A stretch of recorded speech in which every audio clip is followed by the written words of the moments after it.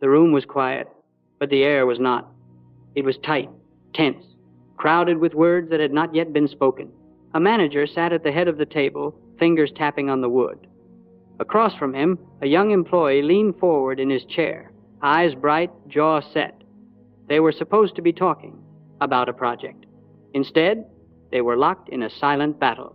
"I'm telling you," the manager finally said, "this approach won't work. We've tried things like this before." The employee's face flushed. "But you're not listening," he replied. "This isn't the same. You're ignoring the data." His voice rose with every word. "You're just stuck in the old way of thinking." The more he talked, the more the manager's expression hardened. His arms folded. His chair leaned back. He said less and less, but inside, he was saying one thing over and over. "No. I watched that scene many times in different forms. The roles changed. Sometimes it was a boss and an employee, sometimes a husband and a wife, sometimes a father and a teenage son, but the pattern was always the same. One person tried harder and harder to convince. The other person became quieter, colder, more distant.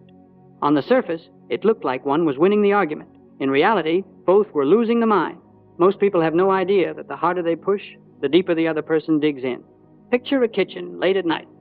A woman stands by the counter, arms crossed. "You need to change jobs," she says to her husband. "This is destroying you." He stares at his cup of coffee. "It's not that simple," she presses on. "You're miserable, you're exhausted, and you're never home. How can you not see it?" He feels her words as an attack, not a concern. His pride stiffens. "You don't understand what it's like," he snaps. "You think it's just a matter of walking out? You're wrong." She speaks faster. He listens less. The more she argues, the more he clings to the very thing she wants him to question. She is fighting for his happiness. Yet her method makes him defend his misery. That is the strange mathematics of the human heart. When we feel our identity is under attack, we will defend our position even when it hurts us. I have seen a father stand in a doorway, blocking his son's exit. "You are not going out. Dressed like that," he says. "You look ridiculous." The boy's eyes flash with shame and anger. "It's just clothes," he fires back. "You don't get it. You never get it." The father raises his voice.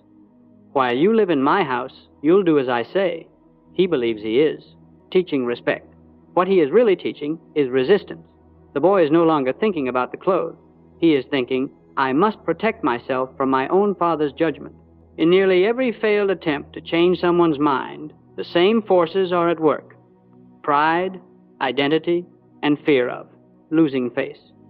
When people feel that changing their mind will make them look weak, foolish, or defeated, they would rather cling to a bad idea than surrender to a better one. We imagine that persuasion is a matter of stronger arguments, louder voices, more facts, more logic. If I can just explain it one more time, we think, they'll finally see it. But very often, each new explanation feels to the other person like another shove against the door of their mind. And human nature has a simple reflex when it feels shoved. It leans back hard. Perhaps you have felt this in your own life. You have tried to convince a loved one to break a harmful habit, a colleague to see a better solution, a friend to let go of a destructive belief. You laid out every reason carefully. You spoke at length. You became more passionate, more insistent. And as you did, you could almost see the shutters coming down behind their eyes. It is a discouraging sight. The person you care about, disappearing behind a wall you helped build, brick by brick, with your very best intentions. I came, through many such scenes, to a quiet conclusion. Our natural way of trying to change minds is almost perfectly designed to fail. But that is not the end of the story. There is a way, a simple human way to melt resistance, to invite a shift in thinking without wounding pride or threatening identity. It does not begin with attacking their position. It begins somewhere very different. Next, I will show you what I learned, that the most powerful way to change someone's mind is not to push against it, but to walk alongside it first. Through years of observing quarrels, negotiations, and quiet family disputes, I arrived at one simple conclusion that surprised even me. If you want to change someone's mind, begin by showing them that you understand theirs. That sounds almost backwards to most people. Our instinct is to do the opposite. We rush to correct, to argue, to pile up reasons on our side of the scale. We say, "Here's why you're wrong," and then we talk and talk. But human nature has a built-in defense mechanism. The very moment a person feels attacked, even slightly, their mind stops listening and starts protecting. When a mind feels threatened, it does not open, it closes. It does not lean toward you, it leans away. You have felt this in yourself. Think of a time when someone told you bluntly, "You're wrong." Did you feel curious, eager to explore their point of view? Or did you feel your muscles tighten, your jaw set, your thoughts scrambling to defend themselves? That is the ego at work, and every human being carries one. Here is the psychological truth. When people feel judged, they cling to their position, not always because they believe it more, but because they feel they must defend their dignity. The issue is no longer just about facts, it is about self-respect. That is why validation is such a powerful tool. Not flattery, not pretending to agree. Real validation showing the other person that you have truly heard and understood their point of view takes the ego out of battle. It tells their pride, "You are safe here. You do not have to fight to exist." And when pride no longer feels in danger, the mind can relax. A relaxed mind can listen. A frightened mind cannot. I began teaching a small sentence to my students, one that changed many conversations. "You may be right. I've been wrong before. Help me understand your view first." Read it slowly. "You may be right." Those 4 words do something remarkable. They tell the other person, "I do not see you as my enemy. I am not here to crush you. You are not surrendering your own opinion. You are simply opening the door to the possibility that you might learn something." That alone takes much of the heat out of the moment. Then you say, "I've been wrong before." This is not a confession of weakness. It is an admission of humanity. You remind both yourself and the other person that you are capable of error, just like every other person on earth. Few people will trust someone who behaves as if they are, beyond mistake. But many will trust the man or woman who can say, "I have been wrong before and I may be again." Finally, you say, "Help me understand your view first." That word "first" is important. You are not merely allowing them to speak. You are giving them priority. You are saying, "Before I ask you to walk toward my idea, I will walk toward yours." That is a profound gesture of respect. Notice what is different about this sentence compared to the ones we used in earlier lessons. Before, our phrases were designed to reveal your own values and earn respect for your clarity. This one is different. This is not a sentence to shine a light on you. It is a sentence to gently open a window in the other person's mind. When you say, "You may be right, I've been wrong before. Help me understand your view first." Several things happen inside the other person, often without their awareness. First, their fear decreases. They no longer feel that listening to you will mean humiliation or defeat, because you have already lowered yourself from the pedestal of always right. They do not have to knock you down. You have stepped down willingly. Second, their status feels protected. By saying, "You may be right," you acknowledge that their opinion has weight. You are not treating them as a child to be corrected, but as an adult whose thinking matters. Most people will relax when they feel their intelligence is being honored. Third, they experience the rare relief of being truly listened to. Many people go through life starved of this experience. When you look at someone and say, "Help me understand your view first," and you mean it, you are feeding a deep human hunger. You are giving them something precious, the feeling of being seen and heard. A person who feels heard is far more willing to hear you in return. Does this mean you must agree with him? Not at all. It simply means that you are wise enough to walk the longer way around the only way that actually works. You begin in their world, not yours. You might be thinking, "But if I say this, won't they think they've already won?" For a moment, perhaps. But you are not trying to win a moment. You are trying to guide a mind, and minds are not guided by force. They are guided by trust. I have watched hard men soften stubborn women, reconsider, and defiant teenagers pause, all because someone looked them in the eye and said, "You may be right. I've been wrong before. Help me understand your view first." In that moment, the battle line disappears. Two human beings stand on the same side, looking at a problem together. This is the reversal principle. Instead of trying to break their resistance, you remove the reason it exists. You do not hammer at the wall. You dissolve the mortar that holds the bricks together. In the next part of our talk, we will explore 3 simple human triggers: safety, status, and autonomy that this approach activates. When you understand those, you will see why this gentle phrase can be, in practice, the most powerful way to change a mind. If you look beneath every stubborn argument, every dug-in position, you will almost always find three invisible forces at work. I call them the three human triggers of the mind: safety, status, and autonomy. When these are threatened, people close their minds. When they are honored, people quietly begin to open. Let us look at each one. Trigger 1, safety. When people feel safe, they become curious. When they feel attacked, they become stubborn. I once watched two managers handle the same situation in completely different ways. In the first company, a supervisor called an employee into his office about a mistake in a report. He did not invite him to sit. He waved the paper in the air and said, "This is wrong. How could you miss something so obvious? Do you realize what this could have cost us?" The employee's shoulders went up. His face went blank. Inside, he was not thinking, "How can I improve?" He was thinking, "Defend yourself." He argued, he minimized, he blamed the software, the deadline, anything to avoid feeling foolish. The more the manager pressed, the more the employee resisted, even though deep down he knew the error was his. In another office, another manager faced a similar situation. She invited her employee to sit down, placed the report on the desk, and said calmly, "We have a small problem here, and I'd like to understand it together. You may be right that the rush contributed to this. Help me see how you approach these numbers." The employee relaxed a little. His pride was not under attack. He could admit, "I was trying to move too fast. I skipped a step." From there, they could discuss how to prevent it next time. The mistake was corrected, and the mind was changed from defensive to responsible because the person felt safe enough to be honest. The idea is simple. When people feel safe, they can afford to be curious. They can afford to examine their own thinking. But when they feel attacked, they cling to their position as if it were a shield. They are not protecting their argument. They are protecting themselves. When you say, "You may be right, I've been wrong before. Help me understand your view first," you are quietly creating safety. You are saying, "You will not be punished here for speaking frankly." And in that safety, the mind can move. Trigger 2, status. Every human being wants to feel intelligent and respected.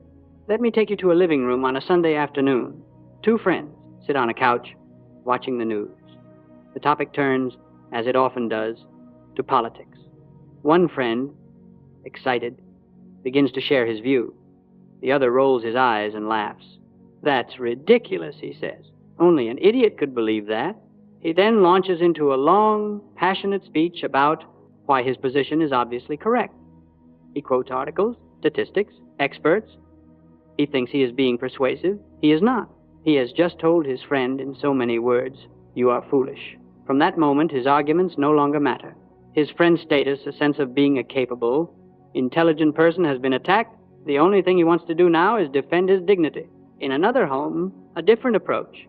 Two friends disagree just as strongly, but one of them says, "You may be right. I've been wrong before. I know you think carefully about these things. Would you walk me through how you arrived at that view?" Then he listens. When it is his turn, he says, "There's something I see differently. May I share it with you?"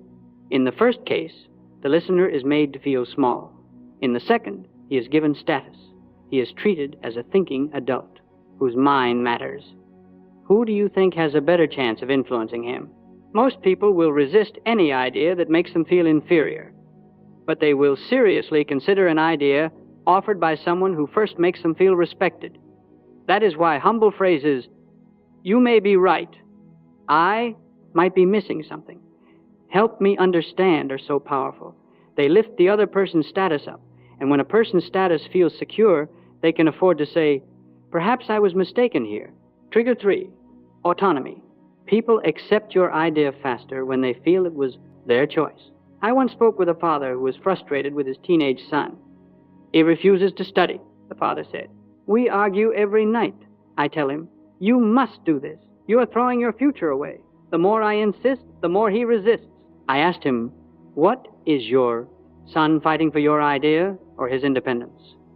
The father paused. "Probably his independence," he admitted. "Young or old?" People have a deep need for autonomy, the feeling that they have some control over their own decisions. When you try to force a change, you are not only challenging their opinion, you are threatening their freedom. And when freedom feels threatened, the human response is rebellion. I suggested a different approach. The next evening, instead of beginning with orders, the father sat beside his son and said, "You may be right that school feels useless sometimes. I remember feeling that way too. Help me understand how you see your future." He listened. When his son finished, he said, "There's something I've been considering. Would you be willing to look at a few options with me? In the end, it'll be your choice, but I'd like us to think about it together." By the end of the conversation, the son had agreed not to obey, but to try a study plan they had designed together. Why? Because he felt it was, in part, his own decision. His autonomy was not stolen. It was involved. When you say, "Help me understand your view first, and later, would you be open to hearing mine?" You are honoring autonomy. You are inviting, not coercing. And when you finish by saying, "Whatever we decide, I want it to be something that makes sense to both of us," you are giving the other person space to choose. Inside that space, real change can happen. Safety, status, autonomy. These three triggers are always in the room, whether you see them or not. When you ignore them, changing a mind becomes nearly impossible. When you honor them, the very people who once seemed immovable may begin to shift, not because you overpowered them, but because you understood them. Let us now gather everything we have learned into a clear method you can carry into any conversation. It is not magic. It is simply a way of speaking that respects human nature instead of fighting it. There are 5 simple moves. Before you try to change anyone's mind, you must first loosen the armor around it. That begins with your tone and your first sentence. Speak calmly, not urgently. Let your voice be curious, not accusing. Then say something like, "I might be missing something. Could you walk me through how you see?" Niet? Those 12 words contain humility, respect, and a genuine invitation. You are saying, "Your thoughts matter. I want to hear them." You are also reminding yourself that you do not yet know everything. This calms your own ego before you engage with theirs. Most people have never truly been listened to. They are used to being interrupted, corrected, or brushed aside. So when you ask for their view, you must show that you have really heard it. After they speak, reflect their position back to them. So you're saying you prefer this approach because it's faster and less risky, is that right? This small step is tremendously powerful. It tells them, "I have heard you accurately enough to repeat you." If they correct you, accept the correction and try again. Do not rush. You are building trust, and trust takes a few moments. Every honest position contains at least one reasonable element. Find it, name it, honor it. You might say, "I can see why you value speed. Deadlines really are tight." Or, "You're right that it's important not to waste money here." The key is sincerity. Do not invent praise. Look for something you can genuinely agree with, even if it is small. When you acknowledge a good point, you are saying, "You are not foolish. Your thinking has merit." That protects their status and keeps the door open. Only after you have lowered their guard, reflected their view, and acknowledged their good points do you bring in your own perspective. And even here, you do not push, you invite. You might say, "There's something I've been considering. Would you be open to hearing it?" Those last words, "Would you be open to hearing it?" Respect their autonomy. You are not forcing a lecture on them. You are asking permission to share. Most people, having just felt heard and respected, will say yes. Then you state your view calmly, tying it to shared concerns. "You care about speed. I agree. I'm also thinking about long-term stability. My worry is that if we rush this part, we may pay a bigger price later. Here's what I've been thinking." Finally, you resist the urge to control the outcome. You aim to influence, not to dominate. You might end with, "Whatever we decide, I want it to be something that makes sense to both of us." This tells them, "I am not here to defeat you. I am here to reach a decision that we can both live with." Again, autonomy is honored. Safety is preserved. Status is respected. Within that atmosphere, the mind can genuinely consider another path. Now let us see this sequence in action in 3 different arenas. Workplace demonstration. Imagine a team meeting where your colleague, Mark, insists on a quick, cheap solution you believe will cause problems later. Instead of saying, "That's a bad idea," you begin, lower their guard. "I might be missing something, Mark. Could you walk me through how you see this approach working over the next few months? Reflect their view. After he explains, you say, so you're saying this option keeps costs low and lets us move faster right now, which you feel the client will appreciate, is that right? Acknowledge good points. You're absolutely right that the client cares about cost and speed. That's a strong point in favor of your idea. Introduce your perspective. There's something I've been considering. Would you be open to hearing it? I'm wondering about how this choice affects maintenance later. If we save money now, but create expensive issues 6 months from now, the client might feel we misled them. I've been thinking about a middle option that protects both speed and long-term trust. Offer the choice. Whatever we decide, I want it to be something that makes sense to both of us and serves the client well, not just this week, but this year. In this way, you have honored Mark's thinking, protected his dignity, and still guided the conversation toward your concern. You have influenced without humiliating. Friendship, demonstration. Two friends disagree about a third person. Your friend says, you're overreacting. He didn't mean anything by that comment. You begin. I might be missing something. Could you walk me through how you see what he said? So you feel he was just joking, and you don't think he intended to hurt anyone, is that thing? Right? You're right that he often jokes that way, and he probably didn't plan to cause any harm. There's something I've been considering. Would you be open to hearing it? When we laugh along with comments like that, even if they're jokes, it can make some people in the process group feel small. I care about making sure everyone feels respected. Whatever we decide, I want it to be something that protects our friendship and the comfort of the people around us. You have not attacked your friend's loyalty. You have simply widened his view. Negotiation, demonstration. In a negotiation, the other side demands a price you see as unreasonable. I might be missing something. Could you walk me through how you arrived at that figure? So you're saying this price reflects the extra risk you're taking and the urgency of our timeline, correct? You're right that the timeline is tight, and your team is taking on additional pressure. That deserves to be recognized. There's something I've been considering. Would you be open to hearing it? At that number, the project becomes difficult for us to sustain. I've been looking at a structure where we share some of the risk differently. Here's what that might look like.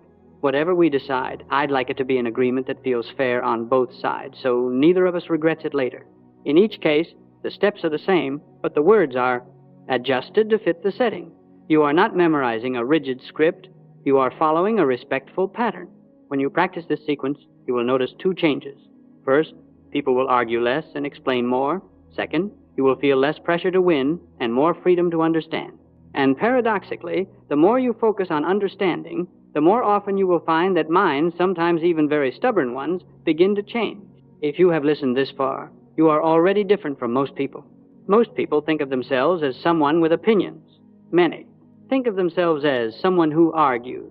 Very few think of themselves as someone who understands and therefore influences. Yet that is who you can become. You do not have to be the loudest voice in the room. You do not have to win every argument. In fact, the more you chase victory, the more you lose what truly matters. The ability to gently move another human mind. Your strength is not in how sharply you can attack, but in how deeply you can understand. When you understand, you can speak to people in the language their heart recognizes. And when a person feels seen, heard, and safe, their ideas become flexible again. So I invite you to see yourself in a new way. You are not someone who argues. You are someone who understands and therefore influences. To make this more than an idea, let us turn it into practice. The 7-day Carnegie Challenge. Day 1. Listen on. Purpose. Choose one person, a colleague, a friend, a family member. Ask them about something they care about, a project, a concern, a belief. Then say, could you walk me through how you see it? Your only task is to listen until they are finished. Day 2, reflect their view. With the next person you talk to about anything important, reflect their viewpoint back to them. So you're saying, is that right? Your goal is not to be clever. Your goal is to be accurate. Notice how they respond when they feel truly understood. Day 3, acknowledge one good point. In a disagreement, big or small, deliberately name one part of the other person's thinking that makes sense. You're right that watch how their body language changes when you honor even a small piece of their reasoning. Day 4, use the reversal principle. In a conversation where you normally would argue, begin instead with, you may be right. I've been wrong before. Help me understand your view first. Then follow it with genuine curiosity. See what happens to the tension in the room. Day 5. Ask for permission to share your view. Once you have listened and reflected, say, "There's something I've been considering. Would you be open to hearing it?" Notice how different it feels to be invited instead of imposed upon, and how differently people receive you when you ask first. Day 6. Offer the choice. In a decision with someone else, resist the urge to push your conclusion. Say instead, "Whatever we decide, I want it to be something that makes sense to both of us." Watch how this simple sentence protects their autonomy and keeps the door open. Day 7. Introduce a difficult opinion with zero force. Choose one conversation you have been. Avoiding a topic where you expect resistance, use the full sequence. Lower their guard, reflect their view, acknowledge a good point, gently share your perspective, and offer the choice. Do not measure your success by whether they agree at once. Measure it by whether they stay open. 7 days will not turn you into a perfect communicator, but 7 days of deliberate practice will begin to shift how you see yourself. You will start to feel the difference between arguing to win and understanding to influence. And once you have felt that difference, you will not want to go back. To support this new identity, I suggest you carry a few simple sentences with you. Not to impress others, but to remind yourself who you are becoming. I lead minds by first opening hearts. Understanding is my greatest influence. I help people feel safe to change. Say them quietly before a difficult conversation. Write one of them at the top of a page before a meeting. Let them guide your tone, your posture, your choice of words. Over time, they will become less of a motto and more of a description of how you truly live. Before we close, I would like to hear from you. Where in the world are you watching from? How old are you? And what is the one conversation in your life right now where you most want to be more effective at work, in your relationship, with a friend, with your family? Share it in the comments. You will discover that you are not alone. Many others are facing the same walls you are learning to gently melt. And if you wish to keep learning how to speak, listen, and relate in ways that earn trust, ease tension, and quietly change minds, I invite you to subscribe. This channel is devoted to the art of human relations, the same art I spent my life teaching.